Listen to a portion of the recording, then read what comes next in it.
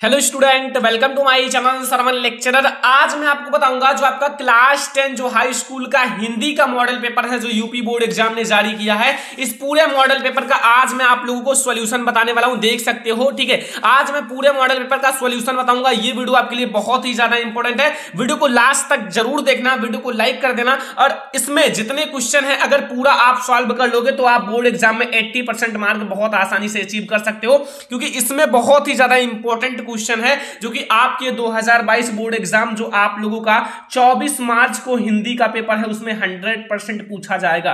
ठीक है, तो आप लोग ध्यान से देखना। जितना क्वेश्चंस मैं आप लोगों को बताने वाला हूं इन सारे क्वेश्चंस को याद कर लेना। और आप लोगों को जो हिंदी का पेपर है 70 नंबर का रहेगा। आपके पास 3 घंटे 15 मिनट का समय रहेगा। ठीक है, सबसे पहले आप लोग देखो नोट, 15 मिनट जो परीक्षार्थी को प्रश्न पत्र, ये जो पूरा प्रश्न पत्र है ये पढ़ने के लिए होता है। ठीक है, जितने क्वेश्चन है सारा आपको पढ़ना है कि क्या क्या पूछा गया है। अब हम लोग सॉल्यूशन देखने वाले हैं। देखो का यानी कि पहला प्रश्न आपसे क्या पूछ रहा है, का वाला, कि निम्नलिखित में से कोई एक कथन सही है उसे पहचान कर लिखिए। ठीक है, पहला आपका ऑप्शन है सरस्वती पत्रिका के संपादक महादेवी वर्मा जी हैं। दूसरा है क्या भूलूं क्या याद करूं हरिवंश राय बच्चन की आत्मकथा है। तो ये हमारा राइट आंसर है, क्या भूलूं क्या याद करूं हरिवंश राय बच्चन की आत्मकथा है। तो यहां आप लोग देख सकते हो इसका सॉल्यूशन आप लोग ऊपर डालना, प्रश्नोत्तर संख्या फर्स्ट। ठीक है, और आप लोग देखो पहला का हमारा सही आंसर है दूसरा, जो हमारा यहां देख सकते हो दूसरा नंबर सही है, क्या भूलूं क्या याद करूं हरिवंश राय बच्चन की आत्मकथा है। तो क्या भूलूं क्या याद करूं हरिवंश राय बच्चन की आत्मकथा है, आपको तुरंत 1 नंबर मिल जाएगा बोर्ड एग्जाम में। ऐसे लिखना जैसा मैंने लिखा है। ठीक है, तो ये आपके पहले क्वेश्चन का सॉल्यूशन है। दूसरा क्वेश्चन आपसे क्या पूछ रहा है कि रस मीमांसा किसकी आलोचना कृति है। तो रस मीमांसा किसकी आलोचना कृति है, सभी को पता होगा। तो इसका सॉल्यूशन देखो खा वाले का सॉल्यूशन है कि रामचंद्र शुक्ल जी का। तो हमारा ऑप्शन नंबर फर्स्ट सही है कि रामचंद्र शुक्ल जी की आपकी आलोचना कृति है। तो आप लोगों का जो रस मीमांसा है वो रामचंद्र शुक्ल जी की आलोचना कृति है, यहां देख सकते हो। ठीक है, फिर यहां गा वाला क्वेश्चन देखो, गा कि निम्नलिखित में से किसी एक रचना के लेखक का नाम लिखो। आपके पास अथाह सागर है, अर्धनारीश्वर है, तीसरा मेरी असफलताएं, चौथा लहरों के राजहंस। सभी को तैयार कर लेना, सारा आपके लिए इंपॉर्टेंट है। ठीक है, आप लोग घर पर बैठकर तैयार कर लो, अभी भी आपके पास बहुत ज्यादा समय है। मैंने यहां आप लोगों को बताया है गा वाला का तीसरा नंबर क्वेश्चन। तीसरा नंबर देखो, यहां मैंने आपको ये तीसरा वाला बताया है। ठीक है, कि मेरी असफलताएं जो है वो बाबू गुलाब राय की, ठीक है, आप लोगों का इनके लेखक हैं बाबू गुलाब राय। तो ऐसे आपको बोर्ड एग्जाम में लिखना है। और ये आप लोगों का बहुत ज्यादा इंपॉर्टेंट क्वेश्चन है। पूरे मॉडल पेपर का मैं सॉल्यूशन बताने वाला हूं, आपसे रिक्वेस्ट की लास्ट तक देखना, पूरा आप तैयार करके ही पेपर देने जाना। ठीक है, यहां घा वाला क्वेश्चन देखो, यहां से आपकी बोर्ड एग्जाम में बहुत सारे क्वेश्चन आएंगे। गेहूं और गुलाब किसकी रचना है। ऑप्शन नंबर फर्स्ट है रामवृक्ष बेनीपुरी, सेकंड है महादेवी वर्मा, थर्ड है रामविलास शर्मा, फोर्थ है प्रेमचंद्र। तो यहां आप लोग सॉल्यूशन देखो, आपका घा वाले का सॉल्यूशन क्या है, घा वाला जो हमारा है इसका सही आंसर हो जाएगा रामवृक्ष बेनीपुरी। तो बिल्कुल सही आंसर है रामवृक्ष बेनीपुरी। ठीक है, तो ये हमारा है घा वाला। अंगा वाला देखो, यहां त्यागपत्र किस विधा की रचना है। तो त्यागपत्र किस विधा की रचना है, तो वो है आत्मकथा विधा। तो यहां हमारा सही हो जाएगा आत्मकथा विधा। तो यहां अगर ऐसा लिख दोगे तो आपको 5 मार्क मिल जाएगा, और बिल्कुल सही है, देख सकते हो आपको 1-1 नंबर इन सारे पर मिल जाएगा। तो ये हमारा सॉल्यूशन है। यहां आप लोगों का प्रश्नोत्तर नंबर फर्स्ट से घा तक। ठीक है, ये आपका प्रश्नोत्तर नंबर फर्स्ट है। अब हम लोग देखेंगे जो आगे हमारा क्वेश्चन है। यहां से आप देखो प्रश्नोत्तर नंबर सेकंड स्टार्ट हो गया। ठीक है, प्रश्न उत्तर नंबर सेकंड यानी कि प्रश्न नंबर सेकंड। अब यहां का वाला प्रश्न पूछा है, देखो 2 नंबर का है। कितने नंबर का, 2 नंबर का। यहां से आपको 2 नंबर तुरंत मिल जाएंगे, देख सकते हो। अब इसका सॉल्यूशन देखना कि रीति मुक्त धारा के किन्हीं 2 कवियों का नाम, जो रीति मुक्त धारा है उनके 2 कवियों का नाम। तो यहां आप लोग देखो प्रश्नोत्तर संख्या 2 डाल देना। ठीक है, और इसका जो सही आंसर हो जाएगा रीति मुक्त धारा की किन्हीं 2 कवि का नाम, ऐसे हेडिंग डाल देना। और यहां आपका पहला है भूषण और दूसरा है हमारा गोरेलाल। जैसा मैं आपको बता रहा हूं ऐसे बोर्ड एग्जाम में लिखना। और जो मैं आपको सॉल्यूशन करा रहा हूं इसको ध्यान से समझना, बहुत ज्यादा इंपॉर्टेंट है बोर्ड एग्जाम आपके लिए। ठीक है, तो यहां आप लोग दूसरा क्वेश्चन पूछ रहा है खा वाला कि छायावाद युग की 2 प्रवृत्तियों का उल्लेख करो। जो छायावाद युग की 2 प्रवृत्तियां हैं, 2 विशेषताएं या फिर प्रवृत्तियां हैं, उनका उल्लेख करना है। तो यहां आप हेडिंग डाल देना कि छायावाद युग की 2 प्रवृत्तियां इस प्रकार हैं। नंबर फर्स्ट है आपका प्रेम सौंदर्य का चित्रण, और सेकंड है हमारा प्रकृति का मानवीकरण। क्या है, प्रकृति का मानवीकरण। तो ये आप लोगों को खा, यहां अगर आप ऐसे लिखोगे तो आपको फुल मार्क 2 मिल जाएगा। यहां भी आपको 2 नंबर मिल जाएगा। ठीक है, कोई दिक्कत नहीं है, 2-2 नंबर आपको मिल जाएगा। ओके, यहां आप लोग देखो अगला हमारा यह गा वाला क्वेश्चन है कि उत्तारण कृति के रचनाकार का नाम। जो उत्तारण कृति है इनके रचनाकार का नाम क्या है। तो इसका सही आंसर है दूसरा का हमारा गा वाला है। तो यहां ऊपर पर प्रश्नोत्तर संख्या 2 डाला है और ये हमारा गा वाला है, इसका सही आंसर हो जाएगा राम कुमार वर्मा। तो उत्तरायण कृति के रचनाकार जो है वो कौन है? राम कुमार वर्मा। ठीक है, तो यहां से 1 नंबर मिल जाएगा। तो यहां से आप ऐसे बोर्ड एग्जाम में लिख देना और ये हमारा यहां तक क्वेश्चन नंबर 2 के गा तक हो चुका है सॉल्यूशन। ठीक है, आप लोगों को पूरा समझ में आया? रीति मुक्त धारा के किन्हीं दो कभी समझ में आए? बहुत ज्यादा इंपॉर्टेंट है ये सारे क्वेश्चन, मैं आपसे बता रहा हूं यार, याद करके जाना, पेपर में ये सारे क्वेश्चन टकराएंगे। छायावाद युग की विशेषता बहुत ज्यादा इंपॉर्टेंट है, रीति काल की विशेषता, ये सारे बहुत ज्यादा इंपॉर्टेंट है। तो यहां तक आपको पूरा सॉल्यूशन समझ में आया। अब आपको यहां देखो आपका गद्यांश है, प्रश्नोत्तर नंबर 3। ठीक है, गद्यांश का आपको 6 नंबर मिलेगा। मैंने आपको बताया है जो इंपॉर्टेंट चैप्टर है उसका गद्यांश मैंने ऑलरेडी बताया है। यहाँ पर का है, अथवा लगाकर खा है। ठीक है, अथवा लगा हुआ है। तो ये मैं आपको बता दूं कि भिन्न भिन्न धर्मों को मानने वाले जो दुनिया के सभी देशों में बसे हुए हैं, यहाँ भी थोड़ी बहुत संख्या में पाए जाते हैं। ये आपका किस चैप्टर से? भारतीय संस्कृति चैप्टर से। तो आप लोग कंप्लीट कर लेना। ठीक है, भारतीय संस्कृति चैप्टर से इसको देख लेना। अब हम इसका सोल्यूशन करने वाले हैं, देख सकते हो इसका ये बहुत ज्यादा इंपॉर्टेंट है, इसलिए मैं आपको इसका सोल्यूशन दे रहा हूं। हो सकता है कि 24 मार्च को जो आप लोगों का पेपर है हिंदी का, उसमें ये पूछा ही जाए। चलो फिर हम लोग देखते हैं इसका सोल्यूशन। तो यहां हमारा प्रश्नोत्तर संख्या 3 है। ठीक है, 3 वाला, और यहां आप लोग देख सकते हो मैंने इसे सॉल्व किया। पहले पहाड़ काटकर उसे खोखला कर दिया गया, फिर उसमें सुंदर भवन बना लिए गए जहां खंभे पर उभरी मूर्तें बिहंस रही थी। ये रेखांकित अंश है, देख सकते हो। यहां तक हमारा रेखांकित अंश की व्याख्या करना है। ठीक है, इसको आप ध्यान से पढ़ना। भीतर की दीवारें और छतें रगड़कर चिकनी कर ली गई और तब उसकी जमीन पर चित्रों की एक दुनिया ही बसा दी गई। पहले प्लस्तर लगाकर आचार्यों ने उन पर लहराती रेखाओं में चित्रों की काया सृज दी। फिर उनके चेले जो थे, चेले कलावंतों ने उनमें रंग भरकर प्राण फूंक दिए। फिर तो दीवारें उलग उठी, पहाड़ पुलकित हो उठे। अब यहाँ पर आपको उपयुक्त गद्यांश कैसे लिखना है अभी आपको बताऊंगा। ऐसे आपको 2 मार्क फुल मिलेगा। मैं आपको बहुत अच्छे से समझा रहा हूँ यार, ऐसा कोई नहीं बताएगा आप लोगों को। ठीक है, सेकंड नंबर हमारा है रेखांकित अंश की व्याख्या, यहाँ से 2 नंबर, और यहाँ आपका तीसरा क्वेश्चन है, यहाँ से 2 नंबर। पहाड़ों को किस प्रकार जीवंत बनाया गया? तो इसका सोल्यूशन आप लोग देखो, मैं आपको बता रहा हूँ। सबसे पहले इसका संदर्भ लिखेंगे, तो संदर्भ आप लोग देखो। सबसे पहले संदर्भ यहाँ मैंने रेड पेन से अंडरलाइन क्यों किया हुआ है अभी समझ में आ जाएगा। प्रस्तुत गद्यावतरण हमारी पाठ्य पुस्तक हिंदी। देखो हिंदी यहाँ एक इंपॉर्टेंट लाइन है, इसको आपको विलेख से लिखना है, इसीलिए मैंने अंडरलाइन किया हुआ है। तो इसको आपको विलेख से लिखना है कि गद्य खंड में संकलित भारतीय आपका पुरातत्व के महान विद्वान श्री भगवत शरण उपाध्याय इसके लेखक हैं। इसके जो लेखक हैं, ठीक है, इसके लेखक कौन है? भगवत शरण उपाध्याय। ठीक है, आपका सही है, श्री भगवत शरण उपाध्याय इसके लेखक हैं। तो यह आप लोगों को पता होना चाहिए। द्वारा लिखित अजंता शीर्षक से उद्गृत है, मतलब यहाँ आपको पाठ का नाम और लेखक का नाम पता होना चाहिए, तभी आपको संदर्भ में फुल में 2 मार्क मिलेगा। तो ध्यान रखना। ठीक है, तो यहाँ आप लोग ये आपको समझ में आ गया, ये आपका उपयुक्त गद्यांश का संदर्भ समझ में आ गया। यहाँ आपको रेखांकित अंश की व्याख्या करना है। तो रेखांकित अंश को पहले ध्यान से पढ़ लेना, फिर उसकी व्याख्या करना। तो रेखांकित अंश की व्याख्या छोटा सा है कि प्रस्तुत गद्यांश में लेखक का कहना है कि पहाड़ों को काटकर भवन का रूप दिया गया, छतों और खंभों को चिकना कर उन पर सजीव चित्र निर्मित किए गए। ये आपका हो गया, इतना ही हमें करना था व्याख्या, यहां से लेकर यहां तक। तो हमने पूरा व्याख्या कर दिया।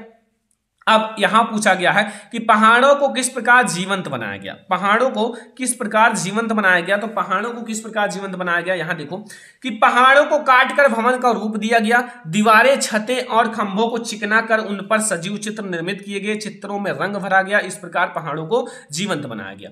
तो यहां आप लोग देख सकते हो, इसका पूरा मैंने आपको सॉल्यूशन दे दिया। अब इसको आप खुद से सॉल्व कर लेना भाई, इतना आपको टाइम देना पड़ेगा पढ़ाई में। अगर पढ़ाई में दिन रात पढ़ाई करोगे, क्योंकि बोर्ड एग्जाम आपका बहुत ज्यादा नजदीक है और आपको मेहनत करना पड़ेगा, क्योंकि जितना आप मेहनत करोगे उतना अच्छा आपका नंबर आएगा। ठीक है, तो ये मैंने आपको बता दिया गद्यांश। अगर ऐसे गद्यांश देखो, आपको संदर्भ ऐसा लिखना है, सारा आप अंडरलाइन कर लेना, इधर आपको अंडरलाइन कर लेना है कॉपी में, फिर रेखांकित अंश की व्याख्या नीचे अंडरलाइन कर लेना। ठीक है, और यहाँ आपको जो तीसरा क्वेश्चन है उसको लिख लेना और आपको पूरा सॉल्यूशन मिल गया। तो ये हमारा है आपका क्वेश्चन नंबर 3 का पूरा सॉल्यूशन। आई होप कि आपको समझ में आ गया होगा। अब हमें पद्यांश देखो यहाँ कि निम्नलिखित पद्यांशों में से किसी एक का संदर्भ व्याख्या कीजिए तथा काव्य सौंदर्य भी स्पष्ट कीजिए। सारी चीजें मैं आपको बताने वाला हूं, जो कि आप देख सकते हो यहाँ आप लोगों का पद्यांश है। पद्यांश देख सकते हो यहाँ सबसे पहले लिखा हुआ है, निर्भय स्वागत करो मृत्यु का, मृत्यु है एक विश्राम स्थल, जीव जहां से फिर चलता है धारण कर न्यू जीवन मंडल। मृत्यु एक सरिता है जिसमें श्रम से कातार जो आपका जीवन नहाकर फिर नूतन धारण करता है काया रूपी वस्त्र बहाकर। भाई इसको आपको खुद से करना है, कोई दिक्कत नहीं, ये आपके लिए आप लोग कर लेना, बहुत ज्यादा इंपॉर्टेंट है नहीं। और ये आपके लिए इतना ज्यादा इंपॉर्टेंट है कि यार हर साल बोर्ड एग्जाम में पूछा जाता है, तो इसको मैं आपको बता देता हूं। हो सकता है कि आपका 24 मार्च को जो हिंदी का पेपर है उसमें ये 100% आ जाए।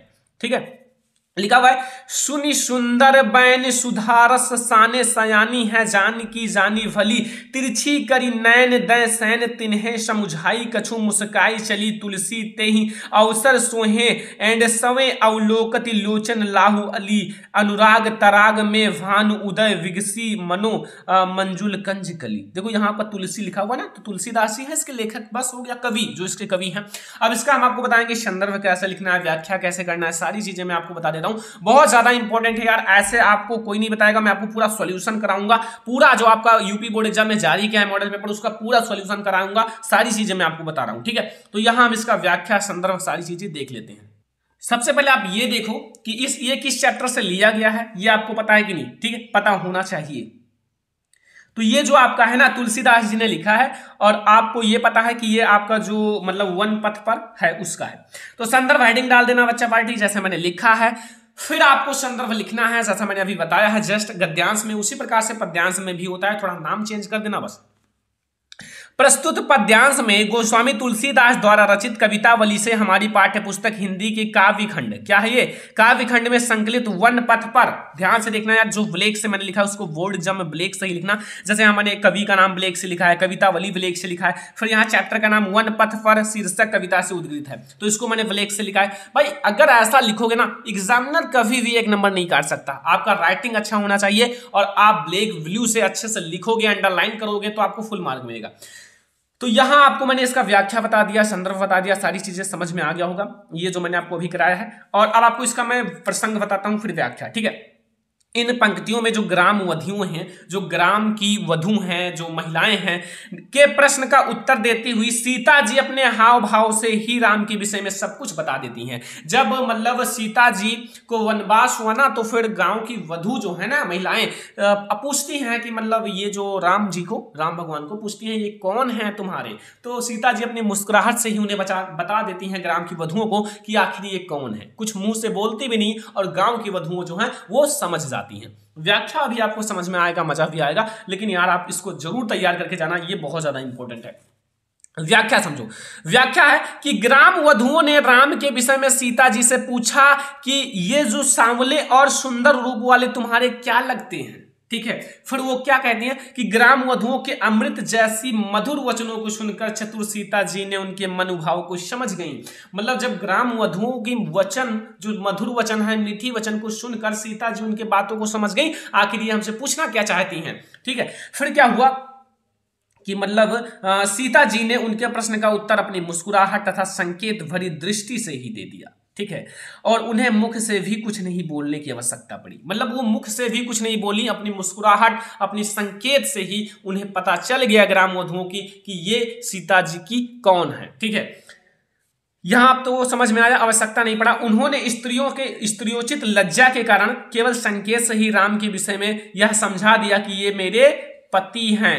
तुलसीदास जी कहते हैं कि संकेत को समझकर सभी सखियां राम के सौंदर्य को एकटक देखती हुई अपने नेत्रों का लाभ प्रदान करने लगी, अपने नेत्रों को लाभ प्रदान करने लगी, क्योंकि साक्षात भगवान का दर्शन हुआ, गॉड का। ठीक है, तो यहां लाभ प्रदान करने लगी। उस समय ऐसा प्रतीत हो रहा था मानो प्रेम की सरोवर में राम रूपी सूर्य का उदय हो गया हो और ग्राम वधुओं ने नेत्र रूपी कमल की सुंदर कलियां खिल गई। बस ये आपको करना है। अब यहां तक आपको ये पूरा हो गया। अगर आपको काव्य सौंदर्य लिखना है तो आप लोग इसमें जो अलंकार है, भाषा है, गुण है, प्रसाद, ये सारी चीजें लिख देना। ठीक है, उतना जरूरी नहीं है, लेकिन लिख दोगे थोड़ा सा 1-2 चीज तो हो जाएगा। ठीक है, तो ये आपका हो गया पूरा आपका संदर्भ, प्रसंग, व्याख्या, आपको फुल मार्क मिल जाएगा, कोई दिक्कत नहीं। अब आपको देखो यहाँ क्वेश्चन नंबर 5 में क्या पूछता है कि निम्नलिखित में से किसी एक लेखक का जीवन परिचय, जो लेखक का जीवन परिचय देते हुए किसी और उनकी एक एक रचना का नाम भी लिखना है, 3 नंबर का। ठीक है, आपको जीवन परिचय लिखना है। 3 है, देखो, एक है आचार्य रामचंद्र शुक्ल, दूसरा है डॉक्टर भगवत शरण उपाध्याय, तीसरा है जयशंकर प्रसाद। मैंने आपको बताया है 2 जीवन परिचय, आचार्य रामचंद्र शुक्ल, जयशंकर प्रसाद जी का मैंने बताया है, बहुत ज्यादा इंपॉर्टेंट है। यहां देख सकते हो दोनों जीवन परिचय यहां है। तो यहां से हम एक जीवन परिचय डिस्कस करेंगे कि कैसे आपको बोर्ड एग्जाम में लिखना है और आप लोग याद कर लेना, ठीक है। 2 जीवन परिचय तो जरूर याद कर लेना, ये आपके बोर्ड एग्जाम के लिए इंपॉर्टेंट है। और ये तो अब आपको समझा देता हूं कि जीवन परिचय कैसे लिखना है। मैं एक जीवन परिचय बताता हूं, आपको 3 मार्क तुरंत मिल जाएगा। तो इसका सॉल्यूशन चलो देखते हैं। ये हमारा क्वेश्चन नंबर 5 है और क्वेश्चन नंबर 5 का ये फर्स्ट, सेकंड, थर्ड है, ठीक है। तो यहाँ आप लोग क्वेश्चन नंबर 5 का जो है हमारा ये कौन सा है, थर्ड है। तो यहाँ आप लोग थर्ड कर देना, ठीक है, थर्ड वाला। जयशंकर प्रसाद जी को आप लोग प्रश्नोत्तर नंबर 5 का कार्ड डाल देना और जयशंकर प्रसाद जी का हमें लिखना है। जयशंकर प्रसाद जी यहाँ देख सकते हो आपके बोर्ड एग्जाम में आया है। ऐसा अगर जैसा बताऊंगा ऐसा लिखोगे 3 मार्क मिल जाएगा। देखो हेडिंग डाल देना जीवन परिचय, आपको ब्लैक से अंडरलाइन कर लेना है, पूरा सॉल्यूशन देखना है यार, बहुत ज्यादा इंपॉर्टेंट ये मॉडल पेपर है। देखो हिंदी साहित्य के महान कवि, नाटककार, कहानीकार एवं निबंधकार श्री जयशंकर प्रसाद जी का जन्म सन 1889, कहीं कहीं में 90 भी लिखा रहता है, 1890 भी, तो कोई दिक्कत नहीं, ठीक है, में काशी के प्रसिद्ध सुगनी साहू परिवार में हुआ था। इनके पिता का नाम जो था बाबू देवी प्रसाद, इनके पिता का क्या नाम था, बाबू देवी प्रसाद काशी के प्रतिष्ठित व्यक्ति थे, मतलब प्रतिष्ठित व्यक्ति थे। इनकी प्रारंभिक शिक्षा घर पर ही हुई। जो जयशंकर प्रसाद जी हैं उनकी जो प्रारंभिक शिक्षा है वो कहाँ हुई, घर पर ही हुई, तथा स्व अध्याय से ही उन्होंने अंग्रेजी, संस्कृत, उर्दू, फारसी का श्रेष्ठ ज्ञान प्राप्त कर लिया और साथ ही वेद, पुराण, इतिहास, दर्शन आदि का भी गहन अध्ययन किया। मतलब सारी चीजों का अध्ययन किया, घर पर ही किया, ठीक है, स्वाध्ययन किया, लेकिन बहुत अच्छे से अध्ययन किया। माता पिता तथा बड़े भाई की मृत्यु हो जाने पर, इनके माता पिता बड़े भाई थोड़े दिन में तीनों लोगों की मृत्यु हो गई। इन्होंने अब इनके मतलब माता पिता बड़े भाई की मृत्यु हो जाने पर इन्होंने व्यवसाय और परिवार का उत्तरदायित्व संभाला ही था। मतलब जो परिवार है और व्यवसाय है उसका उत्तरदायित्व संभाला ही था कि युवा अवस्था के पूर्व भाभी और एक के बाद दूसरी पत्नी की भी मृत्यु हो गई। मतलब भाभी की भी मृत्यु हो गई, एक के बाद दूसरी पत्नी की भी मृत्यु से इनके ऊपर विपत्तियों का पहाड़ टूट पड़ा। मतलब पूरा परिवार ही ग्रस्त हो गया, बेकार हो गया, सारे लोगों की मृत्यु हो गई, ठीक है। तो पूरा परिवार जो है ना विपत्तियों का पहाड़ फाट पड़ा, उनके ऊपर विपत्तियों का पहाड़ फाट पड़ा, ठीक है। फलता वैभव को पालने में झूलता इनका परिवार ऋण की बोझ से दब गया। फिर इनका परिवार जो है ऋण की बोझ से दब गया और इन्हें जीवन भर संघर्ष करना पड़ा। मतलब इनके जीवन जो है, इनका जीवन संघर्षहीन था, मतलब संघर्ष बहुत करना पड़ा इनके जीवन में और काफी संघर्ष वाला इनका जीवन था। क्रमशः प्रसाद जी का शरीर जो है ना चिंताओं से जर्जर होता गया, क्योंकि सारे लोगों की मृत्यु हो गई तो फिर काफी ज्यादा चिंता था अंदर। अंततः ये भी क्षय रोग के शिकार हो गए। अंततः जो जयशंकर प्रसाद जी हैं ये भी क्षय रोग के शिकार हो गए। फिर हुआ क्या कि इसको ब्लैक से लिखना, इंपॉर्टेंट लाइन है। 14 नवंबर सन 1937 ईस्वी को केवल 48 वर्ष की आयु में ही हिंदी साहित्य में रिक्तता उत्पन्न करने वाले इन्होंने इस संसार से विदा लिया। मतलब केवल 48 साल की उम्र थी इनकी, छोटी सी उम्र थी लेकिन बहुत बड़ा काम किए छोटी सी उम्र में।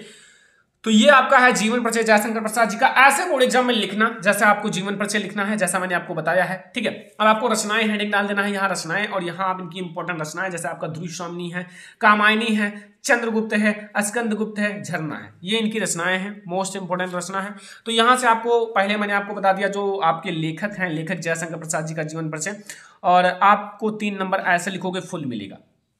अब आपको खा वाला पूछ रहा है कि निम्नलिखित में से कवियों में से किसी एक कवि का जीवन परिचय देते हुए उनका आपको रचना भी लिखना है। ये भी 3 मार्क का आता है। मतलब कवि और लेखक दोनों आते हैं बोर्ड एग्जाम में, दोनों का जीवन परिचय आपको बोर्ड एग्जाम में लिखना होता है। अगर आप सही लिखोगे तो आपको 6 नंबर केवल जीवन परिचय से ही बोर्ड एग्जाम में मिल जाते हैं, ठीक है। तो यहां से आपको सारा नंबर मिल जाएगा। अब देखो यहाँ आपके यहाँ जैसे मैथिली शरण गुप्त जी का जीवन परिचय, महादेवी वर्मा जी का जीवन परिचय और सूरदास जी का। मैंने आपको बताया है कि ये दोनों इंपॉर्टेंट हैं, साथ में मैंने आपको सूरदास जी का बताया है। तो मतलब जो मैंने बताया है वो बोर्ड एग्जाम में आएगा, ठीक है। 1-2 आपको वहां से मिलेंगे, 100% मैं आपको बता रहा हूँ। तो यहाँ से मैं आपको एक जीवन परिचय करा देता हूँ जो आपके बोर्ड एग्जामिनेशन के लिए बहुत ही ज्यादा इंपॉर्टेंट है और आपको जरूर तैयार कर लेना चाहिए, ठीक है। तो चलो अब हम लोग देखते हैं कवि में से जीवन परिचय। यहां मैं आप लोगों को जो कवि महादेवी वर्मा जी का जीवन परिचय बताता हूं जो बोर्ड एग्जाम के लिए बहुत ज्यादा इंपॉर्टेंट है, तैयार करके ही जाना। देखो बोर्ड एग्जाम में आपको ऐसे लिखना भी है, ठीक है। महादेवी वर्मा, जैसे आपको देखो का वाला प्रश्नोत्तर नंबर 5 का मैंने बताया था, अब खा मैंने यहां लिख दिया है खा। जब सीरियल से लिखना तब ऐसा लिखना, बिल्कुल सीरियल से। अगर सीरियल से नहीं लिख रहे हो तो प्रश्नोत्तर नंबर 5 का खा डाल देना ऊपर, कोई दिक्कत नहीं। या आप जीवन परिचय हेडिंग डालो। अब जीवन परिचय देखो पूरा सॉल्यूशन बता रहा हूं, ठीक है। अब आपको ये मैं आपको सॉल्यूशन बता रहा हूं, जीवन परिचय मैंने लेखक का बता दिया, अब कवि का बता रहा हूं। देखो जीवन परिचय हेडिंग डाल देना, फिर देखो जैसा मैं आपको बता रहा हूं ऐसे बोर्ड एग्जाम में लिख देना। बहुत सही मैं आपको बता रहा हूं कि श्री महादेवी वर्मा जी का जन्म उत्तर प्रदेश के फर्रुखाबाद जनपद में सन 1907 ईस्वी में होलिका उत्सव के दिन हुआ था। ठीक है, ये आपको समझ में आया। देखो ये आपको मैंने कैसे बताया कि देखो यहां जो आपका जीवन परिचय है, ठीक है, और आप लोगों को देखो यहां मैंने ब्लैक से लिखा है तो इसको ब्लैक से लिखना और फर्रुखाबाद भी ब्लैक से लिख देना। अब और आगे समझो कि इनकी जो पिता हैं, इनके पिता जो हैं गोविंद प्रसाद वर्मा भागलपुर के एक कॉलेज में प्रधानाचार्य और माता हेमरानी विदुषी और धार्मिक स्वभाव की महिला हैं थी। मतलब जो इनके पिताजी थे उनका नाम था गोविंद प्रसाद वर्मा। ठीक है, अब गोविंद प्रसाद वर्मा जो थे भागलपुर के एक कॉलेज में प्रधानाचार्य थे। क्या थे? प्रधानाचार्य थे। काफी शिक्षित इनका घर था, काफी अच्छा घर था, छोटा घर था। और माता जो थी हेमरानी, माता का नाम हेमरानी था, जो विदुषी और धार्मिक प्रभाव की थी, स्वभाव की महिला थी। मतलब विदुषी मतलब विद्वान भी थी और धार्मिक स्वभाव की महिला थी। ठीक है, माता पिता। और फिर क्या है कि इनकी प्रारंभिक शिक्षा इंदौर और उच्च शिक्षा प्रयाग से हुई। मतलब उच्च शिक्षा प्रयाग से और प्रारंभिक शिक्षा जो है कहाँ? इंदौर से हुई। संस्कृत में एमए उत्तीर्ण करने के बाद ये प्रयाग महिला विद्यापीठ में प्राचार्य हो गई। मतलब संस्कृत से एमए का परीक्षा उत्तीर्ण किया और एमए की परीक्षा उत्तीर्ण करने के बाद ये प्रयाग महिला विद्यापीठ में प्राचार्य हो गई। और इनका विवाह जो है ना छोटी आयु में ही हो गया। इनके जो पति थे वो डॉक्टर थे, डॉक्टर स्वरूप नारायण। ठीक है, तो मतलब इनके पति कौन थे? डॉक्टर थे। और इनकी जो विवाह है काफी छोटी उम्र में हो गई थी। तो उम्र छोटी थी इसलिए इनको देखो वैचारिक शामिल ना होने के कारण अपने पति से अलग रहती थी। मतलब उन दोनों के बीच नहीं अच्छा रहता था, विचार अच्छे नहीं थे, दोनों के अलग अलग थे। तो वैचारिक शामिल जो है ना मतलब ना होने के कारण ये अपने पति से अलग रहती थी। ठीक है, और कुछ समय तक इन्होंने चांद पत्रिका का संपादन किया। कुछ समय तक जो महादेवी वर्मा जी हैं वो चांद पत्रिका का संपादन किया। और इनके जीवन पर जो महात्मा गांधी का तथा साहित्य साधना पर जो आपका रविंद्रनाथ टैगोर का विशेष प्रभाव पड़ा। किसका? एक है आपके महात्मा गांधी जी और दूसरा है रविंद्रनाथ टैगोर जी का विशेष प्रभाव पड़ा। मतलब इनके ऊपर महात्मा जो आपके महादेवी वर्मा जी हैं। और इनकी साहित्य सेवाओं के लिए राष्ट्रपति ने इन्हें पद्म भूषण की उपाधि से अलंकृत किया। मतलब इन्हें पद्म भूषण की उपाधि भी मिल चुकी है। जयशंकर प्रसाद जी को कोई उपाधि नहीं मिला था, लेकिन महादेवी वर्मा जी को राष्ट्रपति की तरफ से पद्म भूषण की उपाधि से भी अलंकृत किया गया। और शेक्सपियर एवं मंगला प्रसाद पारितोषिक से भी इन्हें सम्मानित किया गया। काफी ज्यादा पुरस्कार इन्हें मिले हैं। और इन्हें हिंदी की सर्वश्रेष्ठ कवयित्री के रूप में भारत भारती पुरस्कार भी प्रदान किए गए। मतलब करके सम्मानित किया गया। ठीक है, उनको कई सारे पुरस्कार मिले, देख सकते हो, एक पद्म भूषण, एक शेक्सपियर एवं मंगला प्रसाद, एक भारत भारती पुरस्कार। फिर देखो 11 सितंबर 1987 ईस्वी में ये इस आसार संसार से विदा हो गई। मतलब इनकी भी मृत्यु हो गई कब? 1987 में और जन्म 1907, यानी कि 80 साल तक ये भी जीवित रही। ठीक है, अब रचनाएं हेडिंग डाल देना, फ्लेक्स से अंडरलाइन कर लेना। यहाँ इनकी निहार रचना है, अतीत के चलचित्र हैं, स्मृति की रेखाएं हैं, दीप शिखा हैं। तो ये सारी इनकी बहुत ज्यादा इंपॉर्टेंट रचना है, तो तैयार कर लेना। तो यहाँ तक हमारा सॉल्यूशन हो चुका है मॉडल पेपर का। ठीक है, हमने आपका जो कवि है उसका भी मैंने आपको जीवन परिचय बता दिया, लेखक और कवि ऐसा लिखना यार, 3 मार्क आपको मिल जाएगा। फिर आप देखो अगला हमारा क्वेश्चन क्या है, प्रश्नोत्तर नंबर 6 है कि निम्नलिखित में से किसी एक का संदर्भ हिंदी में अनुवाद कीजिए। 3 नंबर का। सारे जो मैं आपको बता रहा हूं VIMP है यार, ये मॉडल पेपर ही बहुत ज्यादा इंपॉर्टेंट है।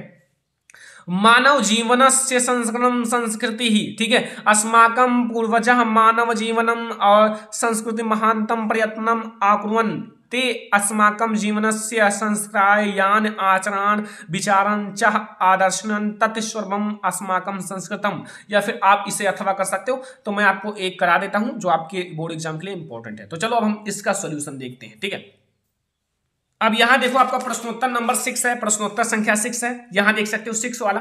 तो अब हम इसका सॉल्यूशन देख लेते हैं। यही हम लोग करेंगे क्योंकि ये बोर्ड एग्जाम के लिए मोस्ट इंपोर्टेंट है। मैंने चेक किया है, ये बोर्ड एग्जाम में जो आपका 24 मार्च को हिंदी का पेपर है उसमें पूछा जा सकता है। ठीक है, ये मॉडल पेपर बहुत ज्यादा इंपॉर्टेंट है, यूपी बोर्ड एग्जाम ने जारी किया है, तो इसलिए ये आप पूरा तैयार करके ही जाना। देखो सबसे पहले आप संदर्भ देखो, संदर्भ आपको लिखना है। तो प्रस्तुत गद्यांश हमारी पाठ्य पुस्तक हिंदी के संस्कृत खंड से भारतीय संस्कृति नामक पाठ से उद्गृत है। मतलब इसके चैप्टर का जो नाम है वो है भारतीय संस्कृति। ठीक है, और हिंदी के संस्कृत खंड से लिया गया है। और फिर आपको प्रसंग लिखना है कि इसमें भारतीय संस्कृति के स्वरूप और महत्व पर प्रकाश डाला गया है।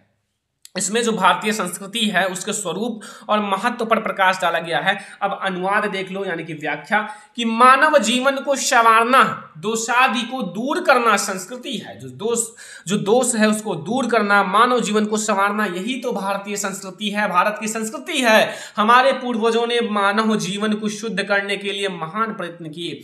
मतलब जो हमारे पूर्वज हैं, जो हमारे मतलब पूर्वज जो मतलब दादा परदादा वो सारे होते हैं ना, तो वो हमारे जीवन को शुद्ध करने के लिए या फिर मानव जीवन को शुद्ध करने के लिए बहुत ज्यादा महान प्रयत्न किए, बहुत ज्यादा कठिन परिश्रम किए।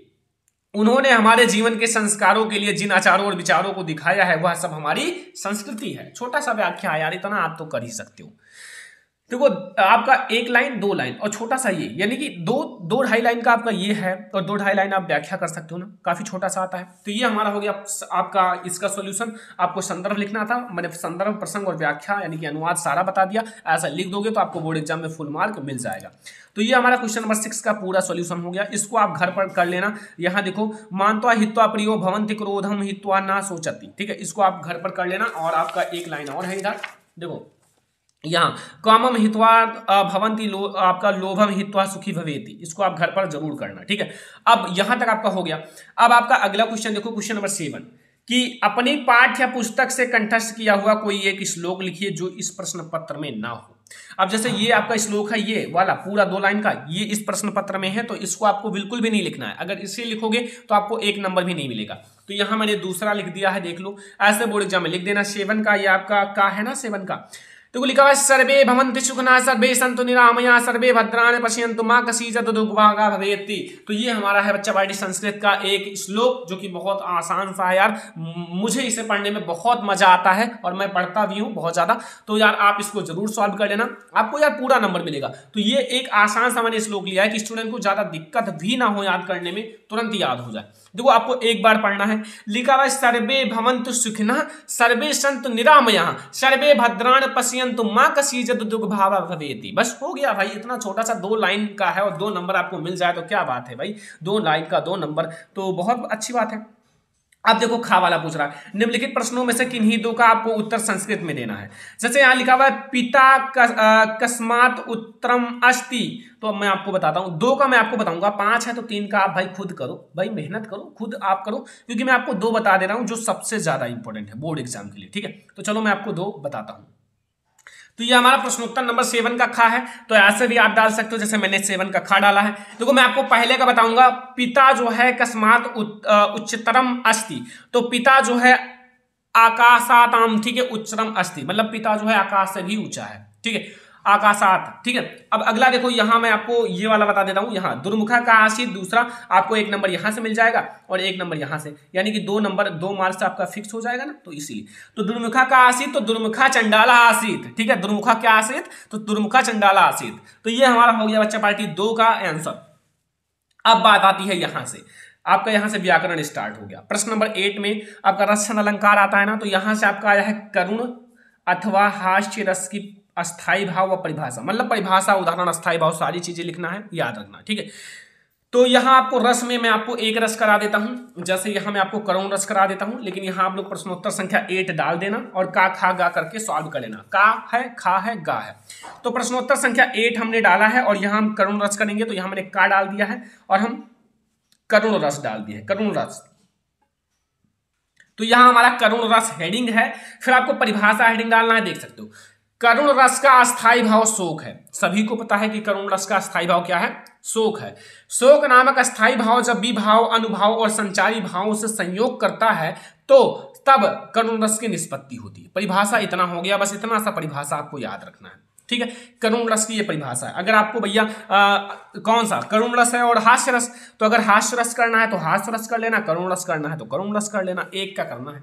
फिर उदाहरण देखो, उदाहरण है बहुत अच्छा सा कि मणि खोई भुजंग सी जननी फनसा पटक रही थी शीश, अंधी आज बनाकर मुझको किया न्याय तुमने जगदीश। ये हमारा है एक बहुत अच्छा सा उदाहरण जो बोर्ड एग्जाम के लिए मोस्ट इंपॉर्टेंट है। अब आपको स्पष्टीकरण भी करना पड़ेगा। स्पष्टीकरण देखो, पहले हमारा इसमें क्या है, अस्थाई भाव शोक है, इसमें जो आपका उदाहरण है इसमें अस्थाई भाव शोक है।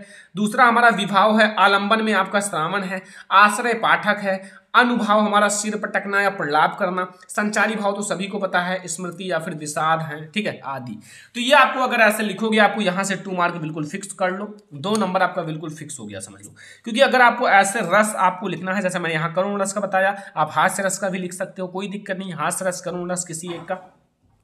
फिर यहाँ अलंकार है, उपमा अथवा रूपक अलंकार की परिभाषा तथा उदाहरण दीजिए 2 नंबर का। तो अब हम आपको अलंकार भी बता देते हैं, अलंकार भी इसका पूरा सोल्यूशन देख रहे हैं, तो अलंकार अब हम लोग देखते हैं। यहाँ आप लोग देखो अलंकार, मैं उपमा अलंकार बता रहा हूँ, ठीक है, उपमा अलंकार। जैसे आपसे यहाँ उपमा और रूपक पूछा है तो मैं आपको उपमा अलंकार का पूरा आपको सॉल्यूशन बता रहा हूँ। देखो उपमा अलंकार में आप परिभाषा डालना, लिखना जहां किसी वस्तु या फिर व्यक्ति की किसी अन्य वस्तु या फिर व्यक्ति से समान गुणधर्म के आधार पर तुलना की जाए या फिर समानता बताई जाए, वहां क्या होता है, उपमा अलंकार होता है। तो यहां से आपका उपमा अलंकार की परिभाषा हो गई, यही बताना है कि जहां किसी वस्तु या व्यक्ति की किसी अन्य वस्तु या फिर व्यक्ति से समान गुणधर्म के आधार पर तुलना की जाए या फिर समानता बताई जाए, वहां क्या होता है, उपमा अलंकार होता है। उदाहरण देखो, उदाहरण है हरिपद कोमल कमल सा, क्या है, हरिपद कोमल कमल से। अब यहां स्पष्टीकरण आप देख लो, स्पष्टीकरण है उपमेय, उपमेय यहाँ है आपका हरिपद, उपमान है यहाँ कमल। देखो यहाँ जो आपका उपमेय है वो हरि का पद है,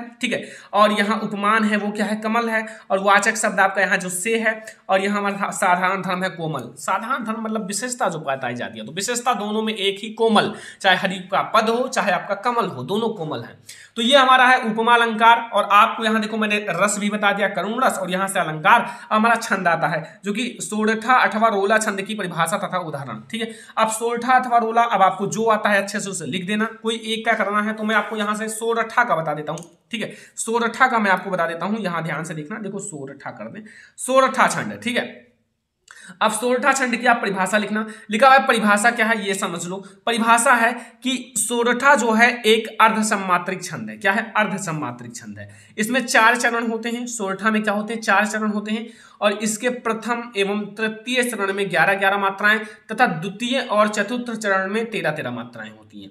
पहले और तीसरे चरण के अंत में गुरु, लघु या फिर आप ऐसे देखो 2 और 1 आते हैं, ये मात्रा है, यह दोहे का उल्टा होता है। ये आपका हो गया पूरा सोरठा की परिभाषा, जो आप देख सकते हो। सोरठा अर्धसम्मात्रिक छंद है और इसमें 4 चरण होते हैं, और इनके प्रथम एवं तृतीय चरण में 11-11 मात्राएं तथा द्वितीय और चतुर्थ चरण में 13-13 मात्राएं होती हैं। पहले और तीसरे चरण के अंत में गुरु और लघु, ये गुरु है 2 मात्रा वाला और ये लघु है, आते हैं, यह दोहे का उल्टा होता है। बस आपको ये करना है, पहले आपको परिभाषा लिखना है। अब आपको मैं बता देता हूं इसका उदाहरण। उदाहरण देख लो, उदाहरण में लिखा हुआ है, जे ही सुमिरत सिद्धि होई गणनायक कविवर बदन, करहूं अनुग्रह सोई बुद्धि रस शुभ गुण सदन। यहां आपको मात्रा गिन लो, अगर आपका मात्रा गिन लिया तो आपका स्पष्टीकरण हो गया। मात्रा केवल इंपॉर्टेंट है। तो यहां देखो जे ही, इस पर 1-1 मात्रा है, और यहां आपका 1 मात्रा है, 1 मात्रा 1-1, ठीक है, यहां भी 1 है, यहां भी 1 है, यहां 2 है, यहां 1 है। तो 1 2 3 4 5 6 7 8 9 और यहां 2 11। देखो पहले चरण में 11 हो गया, तृतीय चरण में देखो यहां 2 है, 1 है, ठीक है, यहां 2 है और यहां 1 है, 2 2 4 1 5 1 6 7 8 9 10 11 12 13, ठीक है। तो पहले जो आप लोगों का ये पहला है और तृतीय चरण ये है, ठीक है, ये आपका तृतीय चरण है। तो 1 2 3 4 5 6 7 8 9 10 11। तो पहले और तृतीय चरण में कितना है, 11-11, और द्वितीय देखो इसमें मैं चतुर्थ में गिन लिया कितना है, 13, और इसमें देखो 2 1 3 1 4 5 6 7 8 9 10 11 12, ठीक है। यहां से है, सॉरी यहां से 1 2 3 4 5 6 7 8 9 10 11 12 13, यानी कि पहले और तृतीय चरण में 11-11 मात्राएं और इसमें 13-13 मात्राएं। तो ये आपको समझ में आया, ये हमारा है। अब यही आपका स्पष्टीकरण हो गया, जब आपने इसको गिन लिया तो आपका हो गया स्पष्टीकरण। तो ये हमारा है रस छंद अलंकार, जो कि आपको 6 नंबर बिल्कुल पक्का हो जाएगा अगर ऐसे लिख कर आओगे। यहां से मैंने आपको इसका सॉल्यूशन करा दिया बच्चा पार्टी, पूरा रस छंद अलंकार का। अब अगला आपसे पूछेगा यहाँ, ये आप भाई जितना दिया हुआ है ना 6 के 6 ये तैयार कर लेना, ध्यान रखना जितना उपसर्ग इसमें है सारा तैयार कर लेना। निम्नलिखित उपसर्गों में से किन्हीं 3 के मेल से एक शब्द बनाइए, आपको 3 नंबर यहाँ मिलेगा, 3 नंबर। तो मैं आपको बता देता हूँ, यहाँ आप ये सारे इंपॉर्टेंट है यार, तैयार ही करके जाना जितना मैं आपको बता रहा हूँ, मतलब जितना इसमें दिया हुआ है वो बहुत ज़्यादा इंपॉर्टेंट ही है, क्योंकि यूपी बोर्ड एग्जाम ने जारी किया है। तो आपको पता होगा कि जो बहुत ज़्यादा इंपॉर्टेंट है वही मॉडल पेपर में सेलेक्ट किया जाता है। मॉडल पेपर से बहुत सारे क्वेश्चंस बोर्ड एग्जाम में आते हैं, ठीक है, न्यू मॉडल पेपर है। तो यहाँ मैंने 3 का लिया है। पहला हमारा सू है, सू का हो गया। यहाँ देखो पहले आपको प्रश्नोत्तर संख्या 9 है ना, ये प्रश्नोत्तर संख्या 9 और 9 का खा गा आप डालते हुए चले जाओ। जैसे यहाँ का है, निम्नलिखित उपसर्गों में से किन्हीं 3 के मेल से एक एक शब्द बनाइए। इससे आप हेडिंग डाल देना तो एग्जामिनर को आसानी रहेगा कि ये उपसर्ग है। ठीक है, यहाँ सु है, सु का हो जाएगा सुलेख, सुहाग, सुपुत्री। और यहाँ दूसरा है परा, परा हमारा ये देखो परा है ना, ये वाला परा, परा का हो जाएगा प्रबल, प्राचार एंड सहयोग प्रयोग। एंड यहाँ हमारा तीसरा है प्रति, प्रति यहाँ है ना ये प्रति, प्रति का हो जाएगा प्रतिदान, प्रतिकूल, प्रतिनिधि। तो यहाँ से आपको एक एक नंबर सब पर मिल जाएगा, एक एक नंबर आपको सब पर मिल जाएगा। यहाँ से 3 नंबर आपका क्लियर हो जाएगा। ठीक है, तो ये सारी चीजें आपको समझ में आया, कोई दिक्कत नहीं होगा। अब आपसे पूछेगा प्रत्यय, 9 का खा है, निम्नलिखित में से किन्हीं 2 का प्रत्यय का प्रयोग एक एक शब्द बनाइए। प्रत्यय तो यहाँ आपका ना है, पहला ना है, दूसरा पन है, तीसरा इक है, चौथा ई है। ठीक है, तो यहाँ किसी का भी जो आपको आता है वो लिख देना, लेकिन ये चारों आप याद रखना है, 2 नंबर आपका फिक्स हो जाएगा। ठीक है, यहाँ मैं पन का बता रहा हूं, पन का हो जाएगा बचपन, लड़कपन। ठीक है, और भी लिख सकते हो, जैसे बचपन है, लड़कपन है, बड़प्पन है। और यहाँ मैं तीसरा बताऊं ई का हो जाएगा नगरीय और नगरीय जातीय है। देखो ये लास्ट में बड़ी ई है और यहाँ यह है, तो नगरीय और जातीय। तो यहां से मैंने आपको बता दिया उपसर्ग और प्रत्यय। अगला देखो हमारा समास विग्रह है। समास विग्रह ध्यान से समझना। समास विग्रह में देखो गा वाला कि निम्नलिखित में से किन्हीं 2 का समास विग्रह कीजिए तथा समास का नाम भी लिखिए। यहाँ आपको समास विग्रह भी करना है, समास का नाम भी लिखना है। जैसे यहाँ पहला राधा कृष्णा, सप्तधान्य एंड चौराहा। और है इधर देखो, इधर और है एक, यहाँ उत्थान और पतन। तो मैं आपको 2 का बताऊंगा, 2 का आपको करना है, 2 नंबर यहाँ से मिल जाएगा। मैं आपको 2 का बता देता हूँ। ठीक है, पहला देखो हेडिंग डाल देना, निम्नलिखित में से किन्हीं 2 का समास विग्रह तथा समास का नाम। ठीक है, यहाँ देखो पहला है राधा कृष्ण, तो राधा कृष्ण का हो जाएगा राधा और कृष्ण। ठीक है, ये आपका द्वंद्व समास है। और ये आपका है चौराहा, तो 4 राहों या रास्तों का समाहार, ये है द्विगु समास। ठीक है, तो ये आपको दोनों समझ में आ गया। दोनों बहुत ज्यादा इंपॉर्टेंट है, इसलिए मैं आपसे पूरा सॉल्यूशन करा दे रहा हूं कि आपको ऐसा पूरा सॉल्यूशन मैं आपको करा दूं कि बोर्ड एग्जाम में आप जाओ पूरा छाप के आओ। ठीक है, तो अब हम लोग आगे देखेंगे घा वाला कि निम्नलिखित में से किन्हीं 2 का आपको तत्सम रूप लिखना है। ये आपका तद्भव दिया हुआ है 4 और इसका आपको तत्सम रूप लिखना है। जैसे आपका घर का है, सारे इंपॉर्टेंट है यार, याद कर लेना। घर का, मानुष का, गांव का, चांद का, 2 नंबर का। तो चलो अब हम लोग इसमें से 2 का किसी का देख लेते हैं जो बहुत ज्यादा इंपॉर्टेंट है। तो यहाँ देखो जो हमारा घा वाला है, घा वाले में मैं आपको 2 बता देता हूँ। फर्स्ट में घर बता देता हूँ। घर का आपका होगा तत्सम रूप, जो घर का है वो हो जाएगा गिरेह। और दूसरा है चांद, चांद का हो जाएगा चंद्र। क्या हो जाएगा? चंद्र। तो ये दोनों आपको याद हो गया। अगला देखो यहाँ अंग वाला, निम्नलिखित में से किन्हीं 2 का पर्यायवाची शब्द लिखो। जो पर्यायवाची शब्द होता है 2 नंबर का मिलेगा, लेकिन इसमें जितने भी पर्यायवाची शब्द है ना वो बहुत ज्यादा इंपॉर्टेंट है। ठीक है, जितने भी पर्यायवाची शब्द हैं, तो इसमें से मैं आपको 2 बता देता हूं। ठीक है, 2।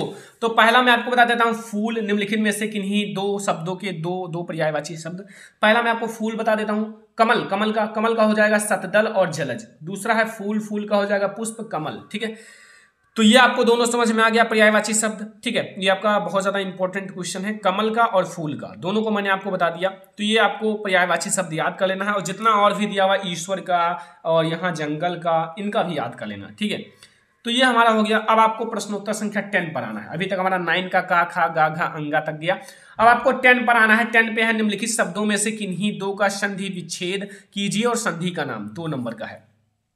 यहाँ आपका प्रत्युत्तरम है, स्वागतम है, इत्यादि है, लकृति है। लेकिन सारे यार इतना ज्यादा इंपॉर्टेंट है यार, मैं सोच रहा हूँ कि ये मॉडल पेपर कितना ज्यादा इंपॉर्टेंट है, क्योंकि यार मैं जितना भी क्वेश्चन देखा हूँ ना बोर्ड एग्जाम के लिए सारे इंपॉर्टेंट है। तो ये मॉडल पेपर इसलिए मैं आपसे कह रहा हूँ यार सॉल्यूशन करके जाना, फिर देखना बोर्ड एग्जाम में धमाल मचाओ दोगे।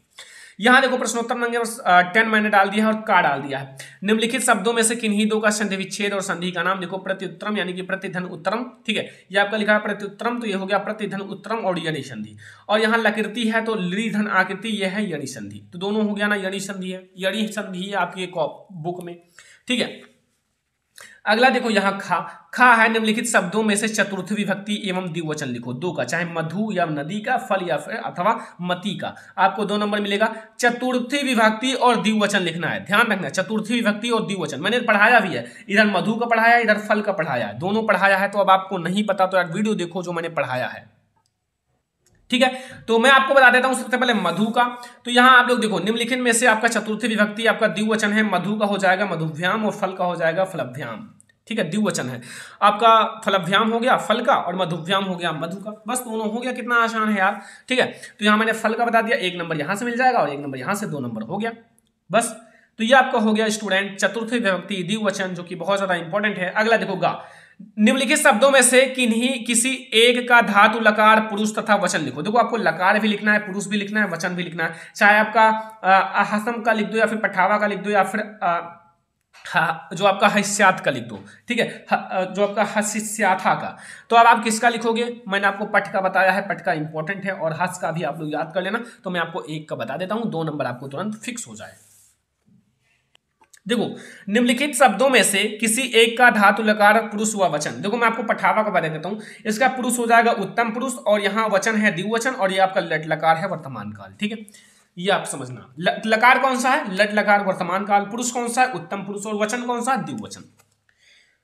अब यहां भैया संस्कृत में अनुवाद। देखो संस्कृत आपका प्रयाग गंगा के तट पर स्थित है। देखो संस्कृत का अनुवाद भाई आप लोग याद कर लेना जितना भी है इसमें। दूसरा, तुम दोनों क्या करते हो। तीसरा, विद्या विनयम से बिना विद्या विनय से बढ़ती है, विद्या ददात विनयम। और गंगा भारत की पवित्र नदी है और हमें माता पिता की सेवा करनी चाहिए। भाई संस्कृत का अनुवाद मैं आपको बता दूं, उतना मतलब मैं संस्कृत पढ़ता नहीं हूं, ठीक है। तो मतलब संस्कृत का अनुवाद आप कहीं से ढूंढ कर जितना है उतना कर लेना, ठीक है। 5 आप कर लेना क्योंकि इंपॉर्टेंट है। तो आप लोग यार बुक में अगर ढूंढोगे तो मिल जाएगा, ठीक है। मैं जितना आप लोगों को कराया हूं सॉल्यूशन उसको ध्यान रखना, और इसका संस्कृत का अनुवाद आप लोग कहीं से भी ढूंढकर इसके रूल्स थोड़ा है पता कर लेना और आप कर लेना। फिर यहाँ आपका 11 नंबर क्वेश्चन देखो, 11 नंबर में है। देखो आपका निम्नलिखित आपका विषय पर निबंध लिखिए, 6 नंबर का। अब निबंध मैंने बहुत सारे पढ़ाए हैं, ठीक है। आपको प्रदूषण की समस्या भी पढ़ाया है, और विज्ञान वरदान है अभी साहब उस पर भी पढ़ाया है, कोरोना वायरस पर भी पढ़ाया है, कैसे लिखा जाता है ये भी बताया है, ठीक है। पहला है स्वास्थ्य और शिक्षा, पर्यावरण, आपका प्रदूषण, वन महोत्सव और साहित्य और समाज। तो अगर इसका आंसर लिखना है तो यहाँ प्रश्नोत्तर संख्या 11 है। तो यहाँ आप लोग पहले डाल देना बच्चा पार्टी, यहाँ आप लोग अपने बुक में अपने कॉपी में प्रश्नोत्तर संख्या 11,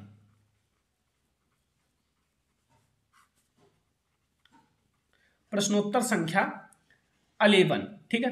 11 डालकर आप लोग इसको ब्लैक से अच्छे से अंडरलाइन कर लेना, और फिर आपको जिसका भी लिखना है, लाइक हम यहाँ दूसरा लिखें या फिर तीसरा लिखें। जैसे आप लोग यहाँ पहला का लिख रहे हो स्वास्थ्य और शिक्षा, स्वास्थ्य और शिक्षा, तो यहाँ आप लोग पहला डाल देना और आप लोग लिख देना जो आपका स्वास्थ्य है,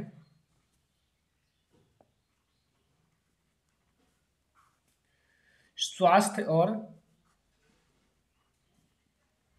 शिक्षा, ठीक है। और आप लोग क्या लिखना, प्रस्तावना डालना और उपसंहार, ये दोनों इंपॉर्टेंट है, लिख देना।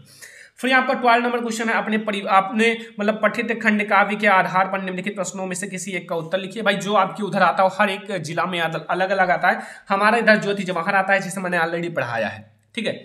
तो ये है हमारा आज का पूरा हिंदी का जो पेपर है ना, पूरे हिंदी के पेपर का सॉल्यूशन। ये आज मैंने पूरे हिंदी का जो हाई स्कूल का पेपर है पूरे का मैंने सॉल्यूशन करा दिया, और इससे बाहर आपके बोर्ड एग्जाम में नहीं आएगा। ये बहुत ज्यादा इंपॉर्टेंट है, मैंने पूरा पेपर आपको सॉल्यूशन करा दिया और बहुत ज्यादा मेहनत करके लिख कर आपको पूरा करा दिया। ये वीडियो आई हो बहुत ज्यादा पसंद आया होगा यार, पसंद आया हो लाइक कर दो। और हाँ, जितना मैंने पढ़ाया अगर आप इस पूरे मॉडल पेपर को सॉल्व कर लोगे तो आप 80% ला सकते हो यार, गारंटी है, क्योंकि ये बहुत ज्यादा इंपॉर्टेंट मॉडल पेपर है। तो यार शेयर कर देना अपने फ्रेंड्स के साथ, ताकि वो भी जो यूपी बोर्ड एग्जाम का ये मॉडल पेपर है उसका सॉल्यूशन पा सके। और अगर चैनल पर नहीं आया तो सब्सक्राइब कर देना, अपने फ्रेंड्स के साथ शेयर कर देना, और हाँ इस वीडियो को लाइक कर देना, चैनल को सब्सक्राइब करके रखो, क्योंकि बहुत अच्छी अच्छी वीडियो आने वाली, धमाका होने वाला है, पूरा आप लोगों का सब्जेक्ट पढ़ाने वाला हूँ, सारा सब्जेक्ट। तो इसलिए आप लोग चैनल को सब्सक्राइब करके रखो, लगातार मेहनत करते रहो, जितना मेहनत करोगे उतना ज्यादा आपका नंबर आएगा बोर्ड एग्जाम में। तो चलो फिर नेक्स्ट हम लोग हिंदी की इंपॉर्टेंट वीडियो में मिलेंगे, तब तक के लिए धन्यवाद।